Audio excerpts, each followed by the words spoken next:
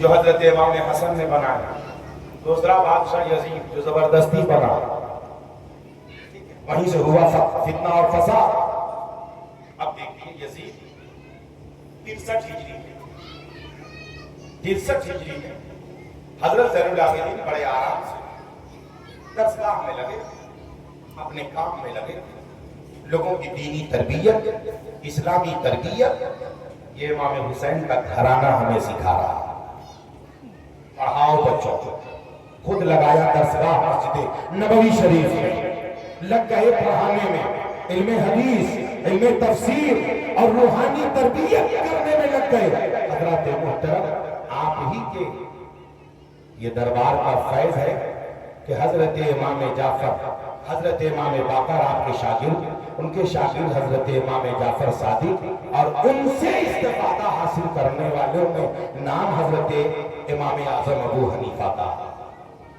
حضرات محترم ذہن کو حاضر کریں تو حضرت زین العابدین کے زمانے سے الگ ایک راہ ہموار ہو گئی، کیا کہ اہل بیت کے گھرانے مصطفیٰ جان رحمت کے طریقے کو انسان کے دلوں میں اتارنے میں لگ گئے۔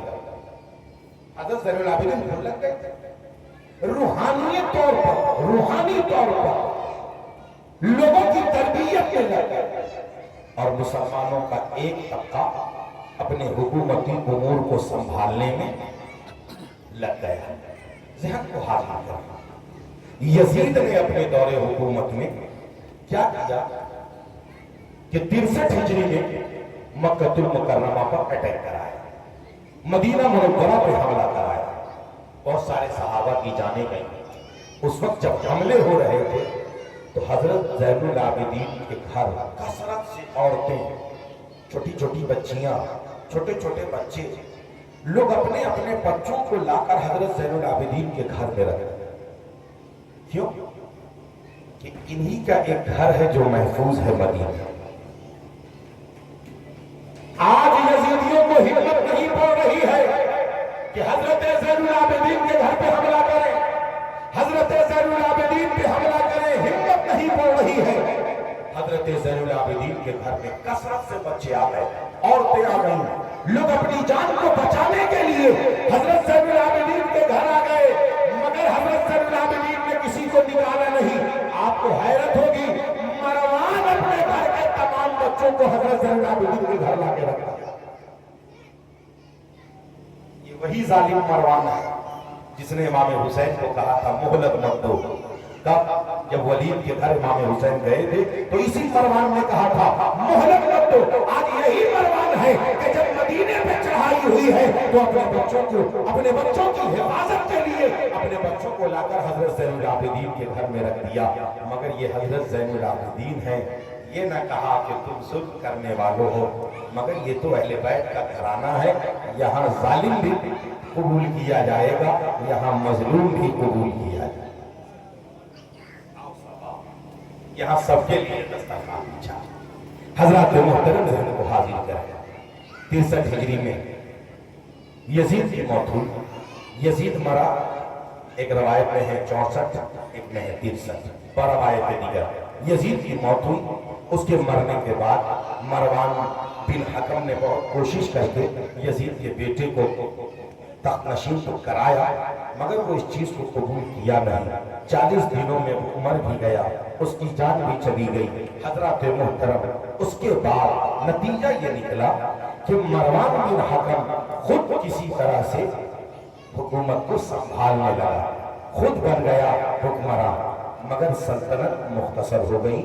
کچھ حصے پر مروان قابض ہو گیا اور کچھ حصے پر حضرت عبداللہ ابن زبیر، جیسے مدینہ اور مکہ یہ پورا حضرت عبداللہ ابن زبیر کے کنٹرول میں آ گیا۔ اس کو حضرت عبداللہ ابن زبیر سنبھالنے لگے، اور یہ کوفہ، عراق اور شام اور مصر کا علاقہ یہ مروان بن حکم کے پاس آیا۔ مروان بن حکم بھی مرا۔ اس کے مرنے کے بعد مروان بن حکم کا بیٹا عبد الملک بن مروان یہ حکمراں بنا۔ اسی کی دور حکومت تھی کہ مختار بن عبید ثقفی کوفہ میں جو جیل میں ڈالا گیا تھا وہ باہر آیا اور اس نے ایک آواز بلند کی کہ ہم امام حسین کے قتل کا بدلہ لیں۔ کچھ لوگ وہ لوگ جو لوگ خط لکھنے والے تھے وہ لوگ باہر آئے جیل سے، تو ان لوگوں نے تحریک توابین چلائی کہ ہم لوگ توبہ کریں گے، اپنے گناہ سے توبہ کریں گے، امام حسین کی بارگاہ میں ہم لوگ معافی مانگیں گے، ہم لوگوں سے غلطی ہوئی، ہم لوگ سامنے نہ آ سکے، ہم لوگ وفا نہ کر سکے۔ یعنی یہ دونوں تحریک یزیدیوں کے لیے مصیبت بن گئی، یہ دونوں تحریک یزیدیوں کے لیے بڑی مصیبت ثابت ہوئی۔ ابن زیاد کو تلاشنا شروع کیا گیا، عمر بن سعد کو تلاشنا شروع کیا گیا۔ عمر بن سعد کا پتہ چلا کہ فلاں جگہ پہ اپنے گھر میں چھپا ہے، تو یہ جو فوجی دستے گئے، کہا عمر بن سعد کہاں ہے؟ تو وہ کہتا ہے، اس کے بیٹے نے کہا کہ گھر میں ہے مگر حجرہ نشین ہو گئے، باہر نہیں ہوتا۔ کہا اچھا، اتنا بڑا پرہیزگار ہو گیا ہے؟ حجرہ نشین کربلا کے وقت ہونا تھا تو وہاں میدان میں کھڑا تھا، اور آج وہ حجرہ نشین ہو گیا۔ یہ بات مختار ثقفی کو بتائی گئی، تو مختار نے کہا اس کے گھر کو گھیرو، اس کو گرفتار کر کے لاؤ۔ کہا گیا گرفتار کر کے لانا ہے، لوگ گئے گرفتار کر کے۔ تو جیسے ان کے آنے کی دھمک ملی تو یہ ظالم ابن سعد کہتا ہے کہ اپنی بیوی سے کہ ہمیں چھپا دو، لکڑیاں رکھ دو، اور جو تنور تھا، گڈھا تھا، کہ اس میں ہمیں چھپا دو، اوپر سے لکڑیاں ڈال دو، لوگ تلاش کر چلے جائیں گے، ہم تو ملیں گے نہیں، اس طرح سے ہم بچ جائیں۔ کہا ٹھیک ہے، چھپا دو۔ جب فوجی دستے اندر آئے، تلاشنے، پوچھا کہاں گیا سپہ سالار، کربلا میں پانی بند کرنے والا، کربلا میں جنگی فوج کی سپہ سالاری کرنے والا کہاں گیا ابن زیاد کا چیلا؟ تو اس کی بیوی کہہ رہی ہے کہ نہیں ہے، یہاں نہیں ہے، اشارہ ادھر کر رہی ہے اور زبان سے کہہ رہی ہے یہاں نہیں ہے، پتہ نہیں کہاں چلے گئے ہیں، تلاش لیں، یہاں نہیں ہے۔ سپاہی سمجھ گئے کہ یہاں پہ کچھ ہے۔ جیسے ہی ساز و سامان کو ہٹایا گیا تو اندر چھپا ہوا بیٹھا ہوا تھا، نکالا گیا، اسے کوفہ میں لا کر گھسیٹا گیا، اہل کوفہ کو دکھایا گیا کہ دیکھ لے یہی ہے وہ جس نے میدان کربلا میں نہر فرات پر پانی کے لیے پہرا لگایا تھا، یہی ہے وہ جس نے رائے یعنی ایران کی حکومت کے لیے امام حسین کے جانثاروں کو تہہ دیکھ کروایا تھا۔ پورے کوفہ میں بڑی بے دردی کے ساتھ اسے گھسیٹا گیا اور بڑی بے دردی کے ساتھ اسے موت کے گھاٹ اتارا گیا۔ اب تلاش جاری ہے، ابن زیاد کی اس کو تلاشا جائے۔ یہ 66 ہجری کا زمانہ ہے، یہ 66 ہجری کا زمانہ ہے۔ جب تلاشا گیا ابن زیاد کو تو ابن زیاد موصل نامی شہر کے پاس 30,000 لشکر جرار کے ساتھ ہے، اور وہ یہ سوچ رہا ہے کہ ہم 30,000 فوج کے ساتھ ہیں، ہمیں کون چھپائے؟ سبحان اللہ کے ساتھ تو ہیں۔ لہذا مختار نے اعلان کر رکھا تھا جو جتنا سر لائے گا اتنا انعام پائے گا، کھلی چھوٹ تھی، اور یہ کہا تھا کہ کربلا میں جو شہید اس کا اگر سر لاؤ گے تو انعام پاؤ گے۔ سارے یزیدیوں میں دہشت کا تھا کہ کوئی ڈر کے مارے کہتا بھی نہیں تھا کہ ہم بھی کربلا میں۔ لوگ تحریک پر نکل چکے تھے کہ کون تھا کربلا میں، کربلا میں جانے والوں کو حق کہنے والا کون ہے، اس کے بھی سر کی تلاش تھی۔ کربلا میں جانے والوں کے ساتھ کون کھڑا تھا، اس کے بھی سر کی تلاش تھی۔ یعنی یزیدیوں کی موت کتوں کے جیسے ہو رہے۔ ابن زیاد 30,000 لشکر جرار کے ساتھ، ابراہیم بن اشترا اس کی نگرانی میں ایک فوجی دستہ پہنچا ابن زیاد کو پکڑنے، اور جب عام طور پہ پٹائی شروع ہوئی یہ سوچا کربلا میں جیسے امام حسین ایک ایک کر کے آئے تھے ویسے اب سب ایک ایک کر کے آئے گا. ارے وہ تو امام حسین تھے, رحمت للعالمین کے نواسا تھے, لوگوں کو بچا رہے تھے. مگر اب تو تم ظالم ہو, اب ظالموں کو بچایا نہیں بلکہ اس کو نتیجے پہ پہنچایا جائے گا. لہٰذا ایک طرف سے جب حملہ جاری ہے اور جب یہ حملے جاری ہیں فوجی دستہ بھاگ رہا, جان سب کی کیا ہے. لوگ جب بھاگنے لگے اس میں ابن زیاد بھاگنے لگا. نہر فرات کا کنارہ وہاں بھی ملا. اتفاق کہیے 66 ہجری 10 محرم کی تاریخ تھی. ابن زیاد بھی موت کے گھاٹ اتار دیا گیا. اس کے سر کو لا کر کوفہ میں بیچ چوراہے پر جب اس کے سر کو لا کر رکھا گیا, کوفہ کے لوگ آئے دیکھنے. یہ دیکھو یہ 61 ہجری میں امام حسین کا سر آج ہی کی تاریخ میں, آج سے کل پرسوں کی تاریخ میں, اسی محرم کے مہینے میں امام حسین کے سر کو ابن زیاد نے اہل کوفہ کے سامنے رکھا تھا.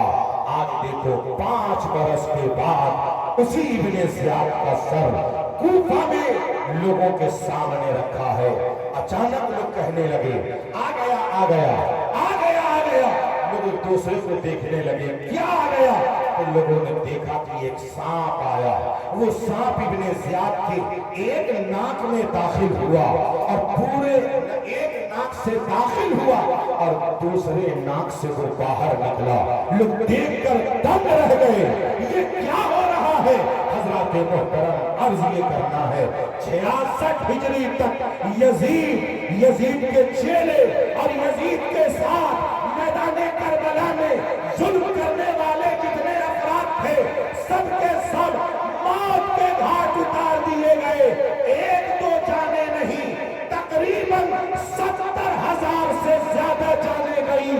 حضرات محترم یاد رکھیں یزید کا 14 یا 15 بیٹا, مگر یزید کی نسل کا نام و نشان مٹ گیا.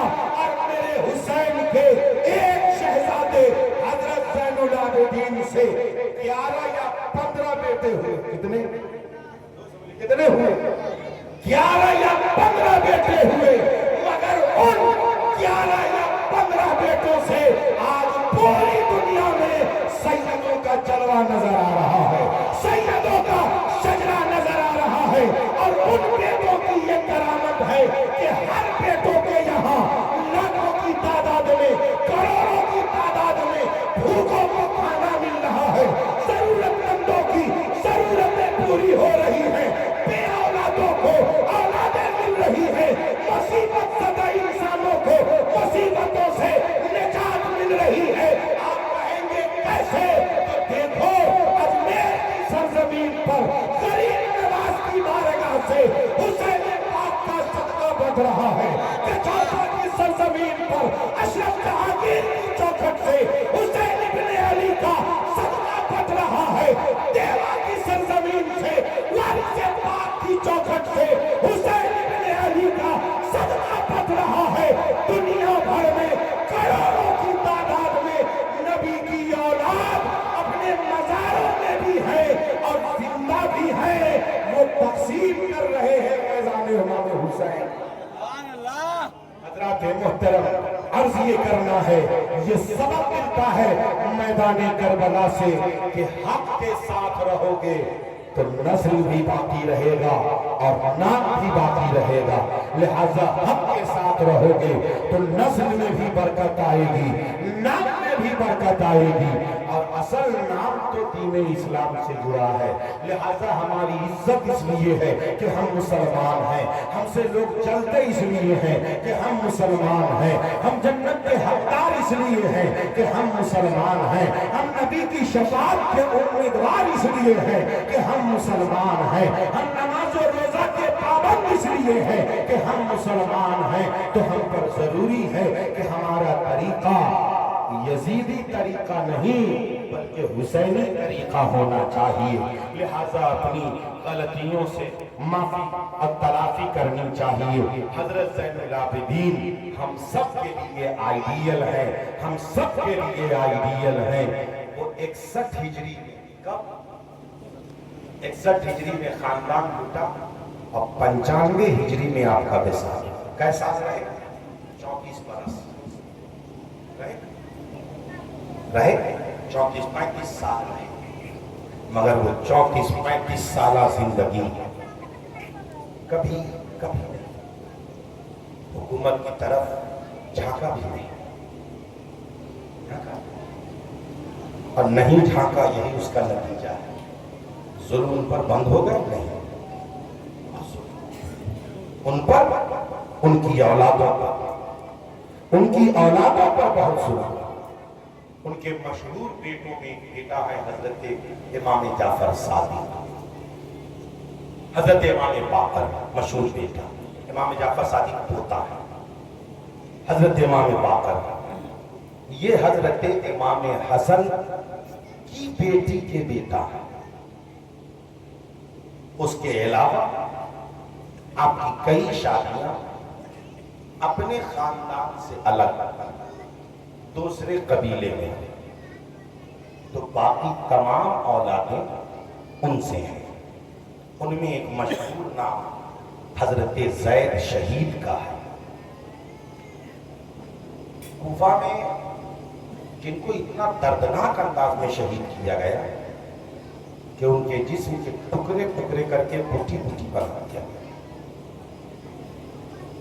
ان کی اولاد کوفہ سے ہجرت کر کے واسط آ گئی، اور واسط ہی سے ایک قبیلہ، خاندان کی ایک شاخ، کیونکہ اس شاخ میں بہادری اور حکومتی سطح کو مضبوط کرنا یہ اس شاخ میں یہ عام بات تھی۔ حضرت زید شہید کی شاخ، اسی میں دعوت الصغریٰ حضرت محمد کالپی رحمت اللہ تعالی علیہ، جن کا کالپی شریف میں آستانہ ہے، اور اسی شاخ میں یہ مسولی کے سادات، یہ ماراہرہ کے سادات اور کالپی کے سادات جو ہیں یہ سب اسی شاخ کے ہیں، حضرت زید شہید رحمت اللہ تعالی۔ حضرت زید شہید کے ایک بھائی تھے حضرت عمر شریف رضی اللہ تعالیٰ، یہ بھی حضرت امام زین العابدین کے بیٹے تھے، بڑے متقی، بڑے پرہیزگار تھے۔ یہ وہاں سے ہجرت کر کے مشہد چلے آئے، جو ایران کا ہے، مشہد آ گئے، ان کا گھرانہ وہاں سے مشہد آ گیا، اور وہی شاخ بڑھی تو اس شاخ میں ایک بڑے بزرگ ہوئے جن کا نام حضرت مخدوم جلال الدین چشتی، وہ چشتی اس نسبت سے کہ وہ حضرت شیخ عثمان ہارونی رحمت اللہ تعالی علیہ کے مرید اور خلیفہ ہوئے، جو سرکار غریب نواز کے بھی پیر و مرشد تھے۔ تو حضرت مخدوم جلال الدین چشتی مشہد سے اپنے پیر و مرشد کے فرمان پر ہجرت کر کے ہندوستان تشریف لائے۔ اس وقت ترہت ایک ریاست کی شکل میں اور ایک ملک کی شکل رکھتا تھا، لہذا گنگا کے کنارے فیروز پور قلعہ میں آپ قیام پذیر ہوئے، جو آج بعد میں وہاں حاجی الیاس نامی ایک حکمراں ہوئے، انہوں نے اپنے نام پر اس شہر کا نام حاجی پور رکھا، مگر حاجی پور بننے سے پہلے وہاں حضرت مخدوم شیخ جلال الدین چشتی مشہدی، حضرت امام زین العابدین کے خاندان کے وہ بزرگ وہاں تشریف لائے، لہذا انہی کی شاخ پھیلی، تو آگے چل کر اس شاخ میں حضرت مخدوم جلال الدین جوہری رحمت اللہ تعالی علیہ ایک بڑے بزرگ ہوئے، جن کی خلافت حضرت سرکار سرگاہی رحمت اللہ تعالی علیہ کو ہے، اور انہی کی خلافت کو حضرت سرکار سرگاہی نے تام کیا ہے، اور اسی خلافت میں اسی شجرے میں لوگوں کو مرید کیا ہے، لہذا اسی خاندان کی ایک شاخ بھوانی پور اسلام آباد کی سرزمین پر آئی، جس شاخ میں حضرت امین شریعت مفتی رفاقت حسین رحمت اللہ تعالی علیہ جلوہ ہوئے۔ حضرات محترم، عرض یہ کرنا ہے، ہم نے یہ شجرہ اس لیے پیش کیا ہے کہ ہم جس علاقے میں رہتے ہیں یہ حسین پاک کی زندہ کرامت ہے کہ ہر علاقے میں اپنے دیوانوں کی رہنمائی کے لیے حسین پاک نے روحانی طور پر اپنی اولادوں کو بسا کے رکھا ہے۔ حضرات محترم، اس لیے عرض کرنا ہے کہ ہم بزرگوں سے جڑ کے رہیں اور اہل بیت سے جڑ کے رہیں، اہل بیت کی محبت میں مست رہیں، الست رہیں۔ یاد رکھیں، اہل بیت کی محبت عین ایمان کی علامت ہے۔ حضرات محترم، آج ہمارے ایمان کی شان اور جو پہچان ہے وہ اہل بیت کی قربانیوں کا نتیجہ ہے۔ پھر کبھی آپ کی محبتوں نے اب کل انشاءاللہ العزیز مزید آگے کی بات تو نہیں، کل میدان کربلا کی چند باتیں ہوں گی اور اس کے بعد حکومتی طور پر تھوڑا سا نقشہ، یہاں پر حکومت کا سلسلہ بدلا۔ سادات مکمل طور پر حکومت سے اپنے آپ کو الگ کر لیے، بعد میں کچھ سادات اسی میں ہوتے رہے جو وقتی طور پر وقتاً فوقتاً کہیں حکومت کے اس میں رہے، مگر سادات نے مکمل طور پر مذہب اسلام کی ترویج و اشاعت کے لیے روحانی طریقے کو اپنایا۔ دو طرح سے اسلام پھیلا، ظاہری طور پر، باطنی طور پر۔ دو علوم ہیں جس کا سیکھنا ہر مسلمان پہ فرض ہے، ایک ظاہری علوم، ایک باطنی علوم۔ تو ظاہری علوم کتاب سے حاصل ہوتی ہے اور باطنی علوم یہ تربیت اور نگاہ فیض سے اس کا حصول ہوتا ہے۔ لہٰذا تو باطنی علوم کی تربیت کی جگہ خانقاہ ہو گئی اور ظاہری علوم کی تربیت کی جگہ وہ درسگاہ ہو گئی، تو اہل بیت نے اسی کو اپنایا، درسگاہ کو سنبھال لیا، وہ ظاہری علوم بھی بانٹتے رہے اور باطنی علوم سے بھی فیض یاب کرتے رہے۔ تو گزارش ہے اس بات کی کہ اپنے بچوں کو پڑھائیے، جب پڑھائیں گے آپ تو آپ کے بچے پڑھ کر آپ کے لیے بھی کارآمد ثابت ہو جائیں گے اور دین پاک کے بھی کام آ جائیں گے۔ وما توفیقی الا باللہ۔ السلام علیکم ورحمۃ اللہ۔ کھڑے ہو کر صلاۃ